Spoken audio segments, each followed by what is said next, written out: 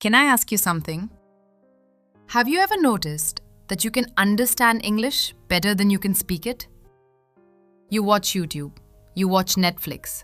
Sometimes you even understand almost everything. But then someone looks at you and asks, "How are you?" And suddenly your brain goes completely blank. Why? Is it because your English is bad? No. Is it because you don't know enough vocabulary? No. The real problem is something almost every English learner does without even realizing it. You don't think in English. You translate. And today, I'm going to show you why that tiny habit is stopping you from becoming fluent. Not with difficult grammar, not with long vocabulary lists, just with one simple conversation. So, grab a cup of coffee, take a deep breath, and let's talk. Can I tell you something? Always. I think I'm learning English the wrong way. I've been studying for years. I know grammar, I know a lot of words. But when someone speaks to me, I panic. It's like my brain suddenly forgets everything. James, I'm really glad you said that. Because millions of people listening right now are thinking the same thing. And here's the good news. You are not slow. You are not bad at English. You are simply doing one extra step. A step that fluent speakers don't do. One extra step. What do you aim? Imagine this. Someone asks you, "What would you like to eat?" Before you answer, what happens inside your head? Honestly, first I hear the sentence, then I translate it, then I think of my answer in my native language, then I translate it back into English. Then I check the grammar, and by the time I'm ready, the conversation is a Exactly. And that's exhausting, isn't it? very. It feels like my brain is doing twice the work. That's because it is. Imagine driving somewhere, but taking a huge detour every single day. Eventually, you reach your destination, but it'll always take longer than it needs to. That's exactly what translation does. It creates a detour between your thoughts and your words. And today, we're going to start removing that detour. Because I want you to discover something. Fluent English speakers don't speak quickly because they're smarter. They speak quickly because they don't translate. And by the end of this conversation, I want you to experience what that feels like. James, let me ask you something. When you were a child, did you translate before speaking your first language? No, of course not. Exactly. You didn't learn language by translating. You learned by connecting. You saw your mother and learned mom. You saw water and learned water. You connected the object to the word, not one language to another language. I have never thought about it like that. So, my brain already knows how to learn a language? It absolutely does. The problem isn't your brain. The problem is the habit you've built. For years, every English class, every vocabulary list, every translation exercise has trained your brain to look back instead of looking forward. And now, it's become automatic. So, how do I stop? Because honestly, I don't even notice when I'm translating. Good question. Let's try something together. And everyone listening, I want you to join us. Ready? Don't think, just imagine. You are standing on a quiet beach. The sun is setting. You hear the waves. The wind feels cool. Now, tell me the first English word that comes into your mind. Not a sentence, just one word. Peace. Beautiful. Did you translate that? It just appeared. Exactly. Because your brain doesn't think in sentences first. It thinks in pictures, in sounds, in emotions. Words come later. That's how fluent speakers think. Wait, so fluency doesn't begin with grammar? No. Grammar helps you organize your thoughts. But grammar doesn't create your thoughts. Think about this. If someone suddenly says, fire, do you stop to translate the word? Or do you immediately understand the danger? Immediately. Exactly. That's direct thinking. No translation, just understanding. And that's the skill we're building today. Let's make it even easier. Look around your room. Don't name everything. Just notice 5 things: chair, window, phone, bottle, light. Now, without translating, think one tiny sentence. My room is quiet. That's it. Congratulations! For those few seconds, you weren't studying English. You were using it. That is actually different. Much easier. Because your brain was finally doing what it was designed to do. Not translating, connecting. And in the next part, I'm going to show you the biggest mistake that keeps people translating for years without realizing it. Once you notice it, you'll never learn English the same way again. Okay, James. Now let's see if you can actually do this in real life. Because thinking in English, when you're sitting quietly, is easy. The real challenge comes when someone suddenly talks to you. So, let's put you in a situation. You're walking into a coffee shop. You open the door, you walk to the counter, and the person behind the counter asks, "What can I get for you?" James, don't translate. Just answer. I'd like a coffee, please. Perfect. Now, what did you think first? A coffee. Then, I'd like a coffee. Exactly. You didn't build the sentence word by word in your native language. You saw the situation and the English sentence comes with it. That's what we want. So, can I try another one? Of course. Okay. You ask me something. All right. You're at the coffee shop, you've ordered your drink. I look at you and ask, "Would you like anything to eat?" Don't overthink it. No, thank you. I'm not hungry. Exactly. Simple, natural, fast. And notice something. You didn't need a complicated sentence. You didn't say, "Unfortunately, at this particular moment." You simply said, "I'm not hungry." That's real English. Okay. I think English learners sometimes try too hard. Exactly. And that's another problem. We think speaking good English means speaking complicated English. It doesn't. Sometimes the most natural sentence is the simplest one. Now, I want everyone listening to try something. I'm going to give you a situation. You don't need to speak aloud, just answer in your mind. Ready? You wake up late. You look at the clock, it's 8. You have to leave in 10 minutes. What do you think? I have to hurry. Exactly. Not, "How do I translate this?" Not, "Which tense should I use?"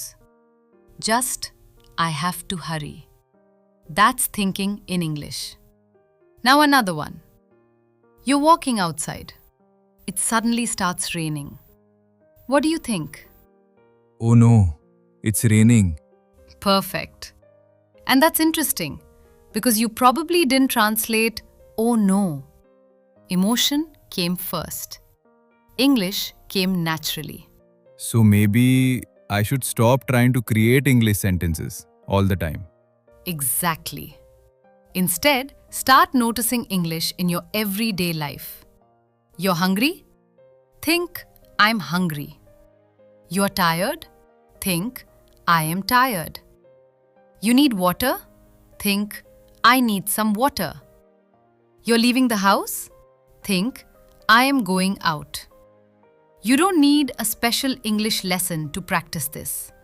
Your life is the lesson. That's actually much easier. Because you're no longer adding English to your life.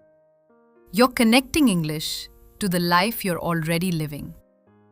And there is one more thing that can make this even more powerful. Something I want you to try the next time you are alone. Talk to yourself. Yes, I mean it. Talk to yourself in English. You're making breakfast? Say, I'm making breakfast. Looking for your keys? Say, where are my keys? Getting ready? Say, I need to leave in 5 minutes. You don't need anyone else. You don't need a classroom, and you definitely don't need perfect English. You just need a few minutes every day. Talking to myself sounds kind of strange. It probably does, at first. But think about it. You already talk to yourself all day. The only difference is the language. Okay, that's actually true. And here's your challenge. Tomorrow morning, before you check your phone, spend 1 minute thinking in English. Look around. Name what you see. Describe what you're doing. Say what you need to do. 1 minute, that's all. And after 1 minute? You can stop. But if you enjoy it, do it again later. Maybe for 2 minutes. Then 5. And slowly, your brain starts learning something important. English isn't something you have to translate into. English becomes the language you use to think. I think I finally understand what you mean. I've been trying to speak English without first living in English. Exactly. And that is the shift. You don't need to wait until your English is perfect to start thinking in English. You start thinking in English, and that's how your English becomes more natural. But there's still one problem, and it's probably the biggest one. What happens when you don't know the English word? Do you immediately go back to your native language? Or can you train your brain to stay in English? That's what we're going to try in the final part. So, what happens when you don't know an English word? Let's say you're talking to someone and suddenly you forget a word. What do you usually do? Honestly, I panic. I start searching for the word in my head. And if I can't find it, I switch back to my native language. And that's exactly what I don't want you to do. Not because your native language is bad, but because you don't need it every time you get stuck. Let me show you. Imagine you don't know the English word for something. You know what it looks like. You know what it does. You just don't know its name. What can you do? I could describe it. Exactly. That's the secret. You don't always need the perfect word. You need another way to express the idea. Can we try it? Absolutely. Let's say you forget the word. Umbrella. You know what an umbrella is, but the word disappears. Don't panic. Describe it. It's something you use when it rains. You hold it over your head. Exactly. And did you communicate? Yes.